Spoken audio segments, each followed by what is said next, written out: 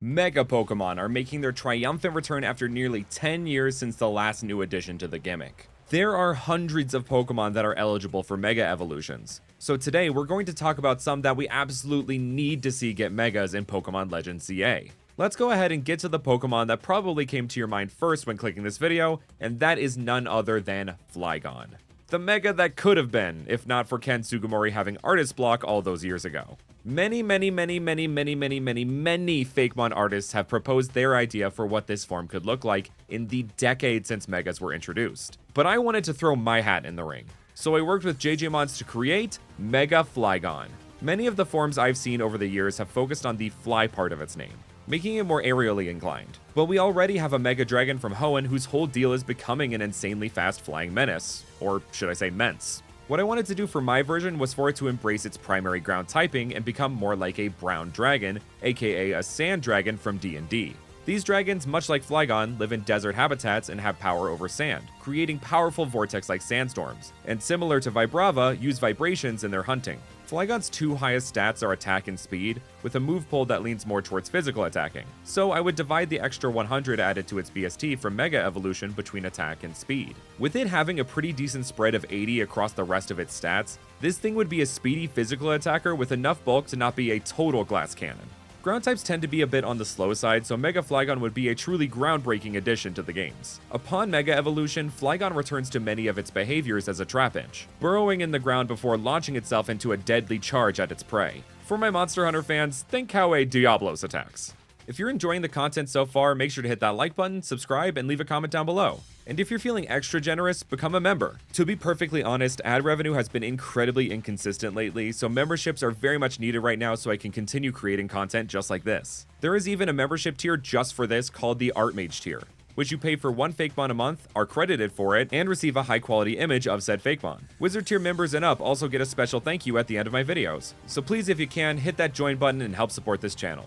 Another Pokemon that absolutely needs a Mega is Ninetales. This gorgeous creature has such incredible potential for a Mega, which can be seen in this design that I also worked with JJ Mods on back in the day as a gimmick form for my Fakemon region, Cornera. It wasn't intended to be a Mega when I created it, but it paints a very lovely picture of what a Mega Ninetales could look like, with it now being a Fire Psychic type and playing into its Kitsune inspiration, with some slight elements of geisha makeup thrown in to really hone in on that Japanese feeling, since Ninetales is originally from Kanto. Speaking of, Ninetales has another form in Alola, doesn't it? Wouldn't it be so silly if we were to, I don't know, give that a Mega form too? So here is Mega Alolan Ninetales. When I brought this to JJ, I definitely wanted to bring in that Aurora feeling and make the tails a rainbow, while adding in these jewel-like ice crystals and even wispier fur to really add to that ethereal royal presence the original design had. Then Jay suggested something so wild that I loved, that we give Mega Alolan Ninetales an ability that automatically sets up an Aurora Veil, which I decided to call Polar Presence. This, in tandem with Alolan Ninetales' hidden ability Snow Warning, would be an absolute terror to go up against. As far as stats go, Kantonian Ninetales and Alolan Ninetales only have like a 9-point difference between their stats, so we could give them the same stat spread, putting a near equal amount into special attack, special defense, and speed, or we could give Alolan Ninetales a bigger buff to special defense, helping it live after setting up that Aurora Veil, and give Kantonian Ninetales a bigger buff in special attack. Kantonian Ninetales, now imbued with the power of Mega Evolution, cannot contain its fiery potential, releasing it through the ends of its tails like burning wisps, while Alolan Ninetales' Frosty Fury manifests through its tails in a dazzling spectrum of color that invokes the power of the solar wind. This isn't even the first regional form we've made a Mega Evolution for, actually. If you want to see Alolan Ninetales' icy counterpart Sandslash get a Mega, along with a bunch of other regional forms, make sure to check out this video here. While we're on the topic of counterparts, there is one very specific split evolution that was absolutely robbed from having a Mega, and that is Slowking. We got the goofy Beyblade Let It Rip looking Mega Slowbro and a Mega Ruby and Alpha Sapphire, but what about Slowking? So for a bit of redemption, here is Mega Slowking that I worked with Teams Fakemon to create. I mean, it had to be this, right? Where Mega Slowbro's shell takes over from the bottom, Mega Slowking's shell takes over from the top, giving it the appearance of the bulky, almost dress-like regalia kings used to wear, with the large hair and crown to match. Slowbro and Slowking have very similar BSTs, and so we would give Mega Slowking stats that match that similarity, giving it 180 in special defense and 130 in special attack. With the energy from Mega Evolution flowing into Shellder, Slowpoke and Shellder have attained a new level of symbiosis, resonating with each other's minds in a way previously unseen in other Pokemon relationships. Yet another counterpart I feel deserves a Mega is Fearow. I've touched on this in the past, but Pidgeot got its own Mega, while Fearow got left in the dust. So let's use that dust in its new form, Mega Fearow, a ground flying type that I worked with Deems on as well. Okay, to be honest, this was originally used in a video as an evolution to Fearow, but I think it works as a Mega just as well. The ground type comes from its inspiration of the bearded vulture, which will dust bathe itself, giving it this ruddy coloration. I know this isn't the most advantageous type combo given its move pool, but I think a new ability called Excavate, which turns normal type moves into ground type moves, would solve that problem. Given Fearow's stats are bigger on physical attack, all its attacking moves are physical, and Mega Pidgeot is more of a special attacker, we're going to channel most of that additional 100 points into special attack. just kidding, it's attack. We would also be giving a slight boost to defense, special defense, and speed. Keeping this counterpart train chugging, we have another one from Kanto that did not receive a Mega, the early root bug of Kanto, Butterfree.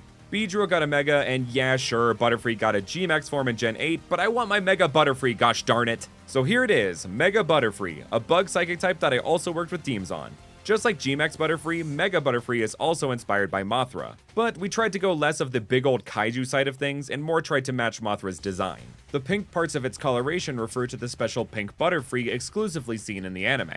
I decided to give it the psychic typing for a few reasons. One was to further separate it from G-Max Butterfree, two was because Butterfree learns just as many psychic type attacking moves as it does flying, and three, it acts as a good foil to Mega Beedrill's bug poison type combo. As far as moveset, it already learns psychic via TM, so just slide that over onto its learn set by level up at level 48 or something, and we're set. Butterfree is already pretty specially focused stat-wise, so like Mega Beedrill, why don't we just adjust the stats so we cut 30 off of its attack, bringing it up to 130 points for us to work with, and funnel those into special attack and speed, making them 150 and 140 respectively. The energy from Mega Evolution has transferred into Butterfree's wings, imbuing them with unbridled psychic power.